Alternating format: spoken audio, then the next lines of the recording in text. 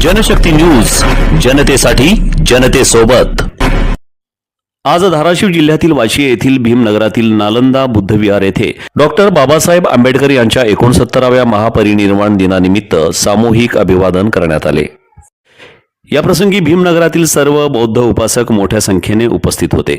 कार्यक्रमात बाबासाहेबांच्या सामाजिक न्यायाच्या लढ्याचा आढावा घेऊन सर्वांनी एकजुटीने भाग घेतला। महापरिनिर्वाण दिन हा डॉक्टर बाबासाहेब आंबेडकर यांच्या 6 डिसेंबर 1956 रोजी झालेल्या महापरिनिर्वाणाची स्मृती म्हणून साजरा केला जातो।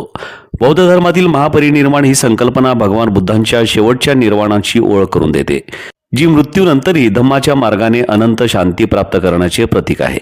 बाबासाहेबांनी या दिवशी आपल्या कार्याला समर्पित जीवन संपवले, ज्यामुळे हा दिवस दलित आणि वंचित समाजासाठी प्रेरणादायी ठरतो। भारतीय घटनेचे शिल्पकार असलेले डॉक्टर बाबासाहेब आंबेडकर सामाजिक समानता, शिक्षण आणि बौद्ध धर्माच्या प्रसारासाठी अविरत कार्यरत होते। हा दिवस केवळ शोकाचा नसून त्यांच्या विचारांचे आणि लढ्याचे स्मरण करून धम्माच्या मार्गाने पुढे जाण्याचे आवाहन करणार आहे।